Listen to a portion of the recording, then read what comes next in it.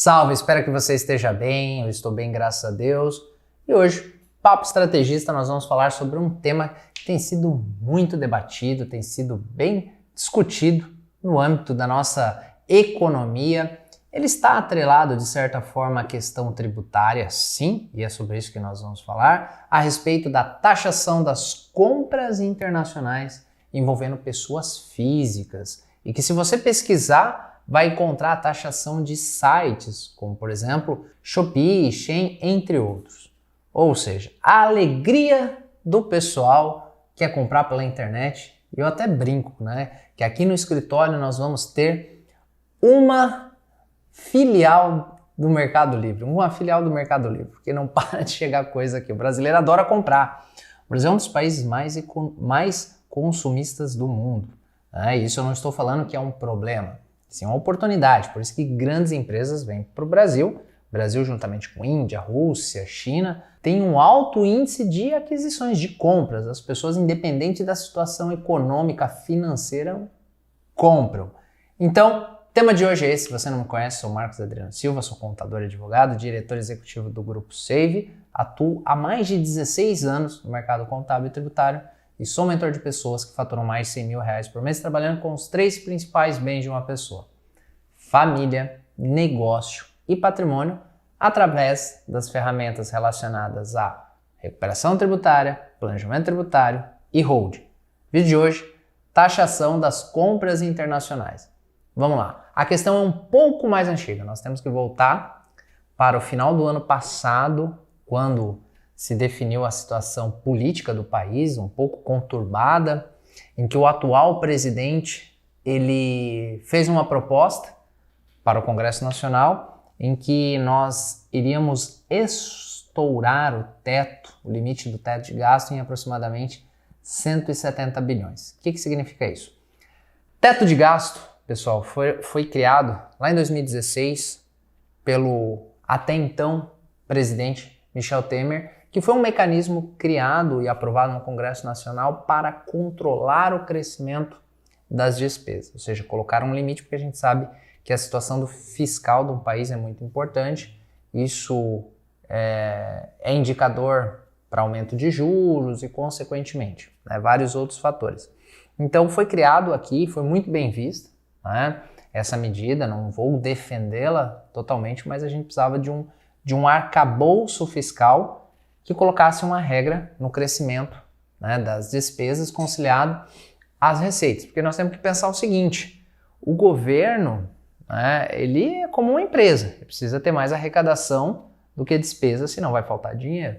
E aí a gente começa a ter um problema muito grave. Então, teto de gastos era um limite de crescimento de despesas, com base em alguns indicadores, que foi aprovado pelo Congresso Nacional e se tornou uma norma que deve ser respeitada sob pena, né, de impeachment.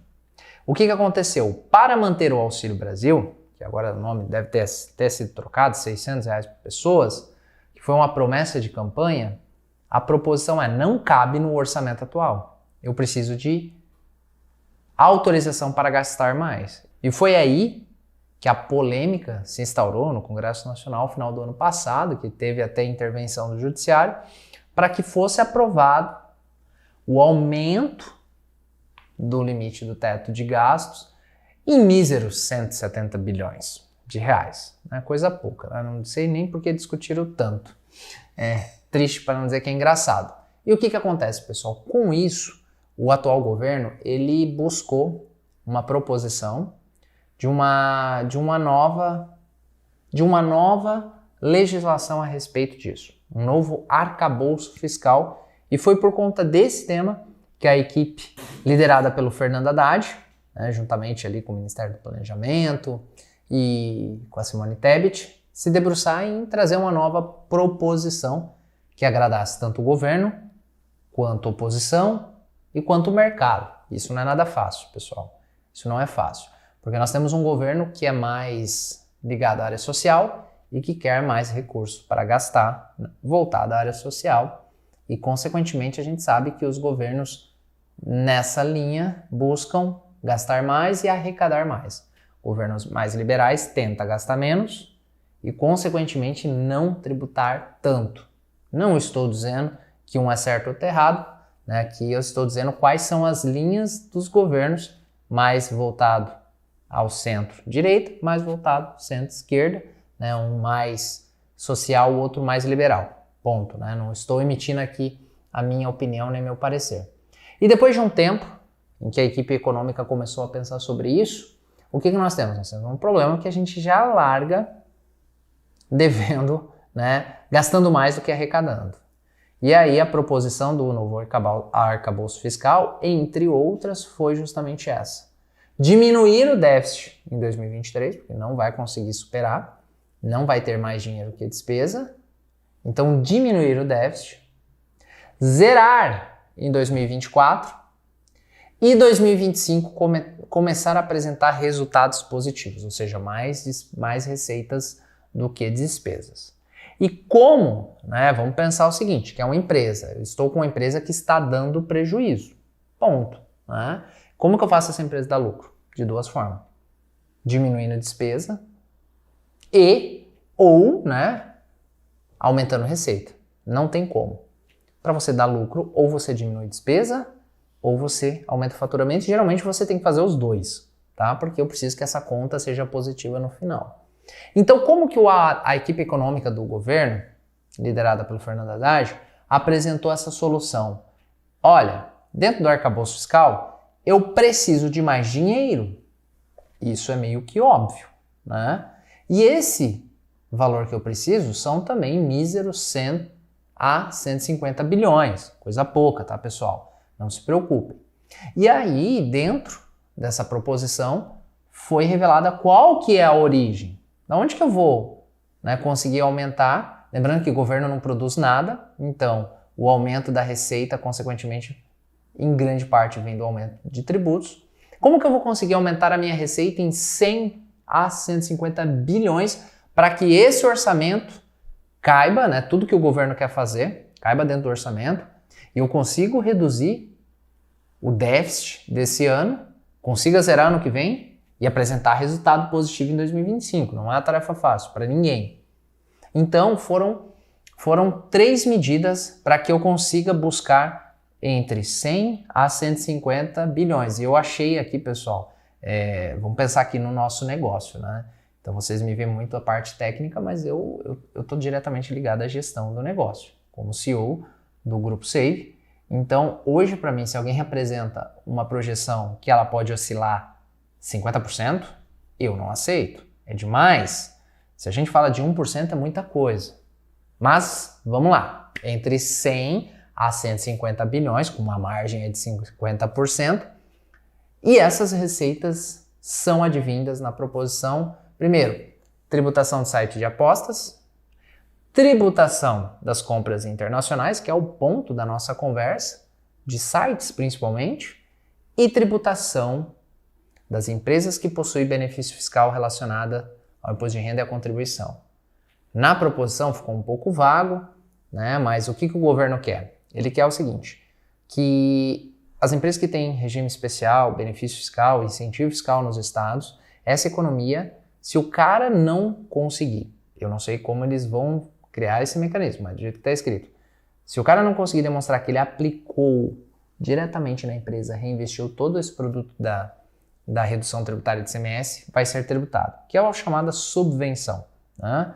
A subvenção para investimento não vai ser taxada, já não é, e a subvenção para custeio, que é essa que não está intimamente ligada ao reinvestimento, ou seja, que reduz o custo operacional, reduzindo o custo operacional aumenta lucro também, essa deveria ser tributada, nada diferente do que era no passado e que está se consolidando, porque o STJ já definiu de maneira muito clara que não tributa. Não tributa inclusive ICMS diferido, que nem benefício é. Mas agora, a primeira sessão ela vai apreciar sobre essa temática de recurso repetitivo, que significa o quê no âmbito do STJ, pessoal? Sempre que há várias ações sobre a mesma matéria, por critério de amostragem, seleciona um processo que vai ser aplicado para todos os outros e de maneira definitiva. Ou seja, a resposta para esse processo vai ser de maneira definitiva e não vai ser revista novamente. Então, não vai ter outro processo que vai ter, de repente, um sim ou não. Acabou. E aí a Receita Federal tem que acatar isso, de maneira desfavorável. Já falamos sobre o artigo 19 da Lei 10.522, que determina que sempre que houver uma decisão de maneira definitiva no âmbito do Supremo Tribunal Federal ou do Superior Tribunal de Justiça, STF e STJ, a Receita Federal e a PGFN, Procuradoria-Geral da República, ela deve emitir uma portaria conjunta. No caso da Receita Federal, se comprometendo a não mais fiscalizar sobre essa matéria, e no caso da Procuradoria, desistir das ações, porque a Procuradoria é a representante jurídica do Ministério da Fazenda, e não interpor mais a respeito desse assunto. Simples assim. Então, o que acontece? Tributar os incentivos fiscais. Que dessa conta vai se buscar aí os 150 bilhões que falta para concretizar esse projeto de diminuir esse ano, zerar ano que vem e apresentar resultado positivo em 2025, dentro do arcabouço fiscal. E a maior conta dessa proposição é a tributação dos benefícios fiscais. E ponto.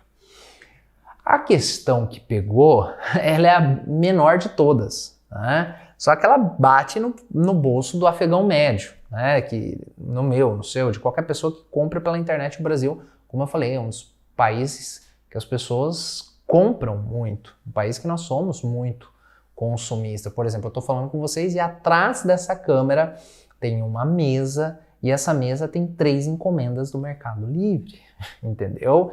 Então, de fato, as pessoas gostam de comprar e ficaram muito chateadas com a possibilidade de tributação das compras internacionais, porque é uma bagatela. Emílio Zurita fala que é ali que é o momento que o brasileiro se diverte, que ele está comprando, ele está fazendo o que ele mais gosta e está pagando barato. Todo mundo gosta, tá tudo muito caro.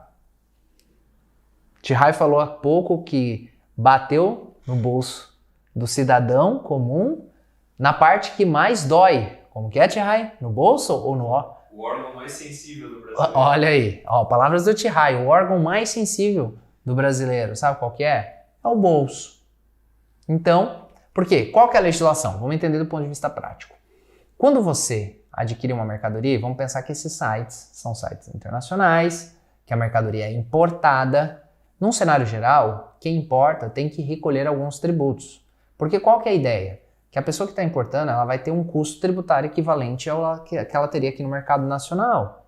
É uma isonomia para que eu não crie um cenário que incentive as pessoas a comprar fora do país.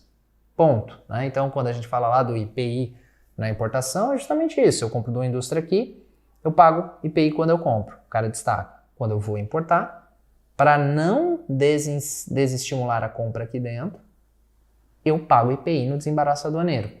Exemplo, pago imposto de importação, pago PIS, pago COFINS, pago ICMS, tenho todas aquelas taxas, Siscomex, entendeu? Frete da Marinha Mercante e assim sucessivamente. Então, um custo tributário razoável. Quando é pessoa física, a gente tem uma regra um pouco diferente. Então, vamos pensar que quem importa na condição de pessoa física, que não é pessoa jurídica, tem uma taxação lá de 60%. Que é o equivalente a tudo isso que teria. Paga 60% adicional e acabou. Só que nós temos em vigor uma lei que determina a isenção para a importação de pessoa física até o limite de 50 dólares. Isso dá equivalente aí 250, 270, 280 reais. E é justamente aí que pega o ponto, que as pessoas adquirem, vai comprando e não tem nenhuma tributação, então sai bem baratinho. Né? E dentro dessa proposição, e que se discutiu muito durante essa semana, pelas polêmicas que foram trazidas sobre a questão de contrabando, tem uma questão importante que é da concorrência com os sites nacional. Então, assim, eu não estou tomando lado, eu estou compartilhando a informação. Tá? O governo propôs acabar com essa isenção. Então não teria mais esse limite de 50 dólares. Então quem importar, independente do valor, teria esse acréscimo aí de mais 60%. E que já começa a ficar ruim. Já tem que começar a fazer conta. Se vale a pena comprar nesses sites ou comprar aqui internamente.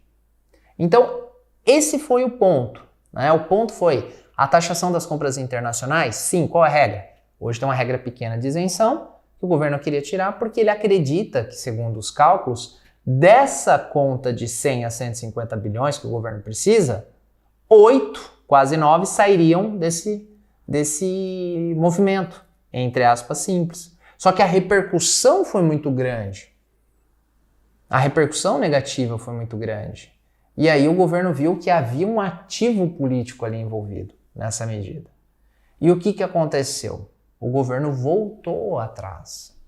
Falou que não vai mudar a sistemática de isenção, então não vai vir através de uma medida provisória que vai ser levada ao Congresso, discutida, e vai ser através de uma medida administrativa. O que o governo vai fazer? O governo falou, eu vou aumentar a fiscalização, porque ele entende que algumas empresas, inclusive, estão utilizando esse mecanismo de maneira indevida. Então, o Tihai, vou falar com o Tihai. Tihai comprou um produto lá no Shopee, né? Vamos pensar. Deu R$180. Beleza, tá dentro do limite da isenção, tá tudo certo, não pagou nada, aquele precinho bom, chegou aqui e ficou felizão. Agora, vamos pensar que o Tihai tem uma empresa. E ele abriu e ele está comprando aqui para revender, e está dando bem mais que isso. Então, o lance aqui é o seguinte, é a utilização indevida de pessoas que utilizam, ultrapassam, e por conta de não ter uma fiscalização muito severa, acaba utilizando de maneira indevida. Então, o que o governo falou? Não vou mudar através de legislação, vou mudar através de uma medida administrativa, que é aumentar a fiscalização. Então, se o governo identificar, através de uma fiscalização, que aquela isenção não se aplica, vai ter que recolher 60% a mais, certo? Então, essa medida ainda não foi implementada no quesito mudança de legislação. Eu não sei agora como o Haddad vai trabalhar, porque era um ponto do arcabouço fiscal, então ele vai ter que se debruçar junto com a equipe para conseguir justificar esse incremento de 100 a 150 bilhões para fechar as contas do orçamento. O presidente da Câmara, o Arthur Lira, já sinalizou que vai ser muito bem-vindo o arcabouço fiscal, acredita que não vai ter dificuldades em aprovação, em primeiro turno, inclusive, mas que a Câmara não vai aprovar medidas que aumente tributação. Então nós temos aqui cenas interessantes do próximo capítulo, em como o governo vai conseguir fechar essa conta do arcabouço fiscal, e ainda que a gente nem entrou, para mim, no ponto mais crucial. Eu fiquei muito surpreso, porque para mim o ponto mais nevrálgico, mais nervoso de tudo isso é a tributação dos benefícios fiscais. Porque dentro da conta, de 12 a 15 é a taxação dos sites de aposta, de 7 a 8 é a taxação dos sites de compra, de 85 a 90 bilhões sai da tributação dos incentivos fiscais. E na menor conta a gente teve a maior reação. Isso é interessante, pessoal. Então, sobre a taxação dos sites de compra internacional, ele decorre de um assunto muito mais denso, muito mais profundo a respeito da regra fiscal do país, desse novo arcabouço e dessa necessidade aí do governo aumentar em 100 a 150 bilhões a arrecadação para conseguir entregar um déficit menor esse ano, zerar as contas ano que vem e apresentar resultado positivo, que é bem importante para o país, para a questão dos juros, para a questão da confiança, do crescimento, para a redução da inflação e vários outros benefícios. Então nós temos que torcer para dar certo, independente de qualquer coisa, mas também que a população não fique pagando a conta de uma má gestão e coisas do gênero que nós sabemos que acontecendo. Então, até o próximo vídeo, pessoal. Não esqueça de se inscrever no canal, deixar seu like, compartilhar. Fazendo isso, você ajuda o canal a crescer. Tchau, tchau.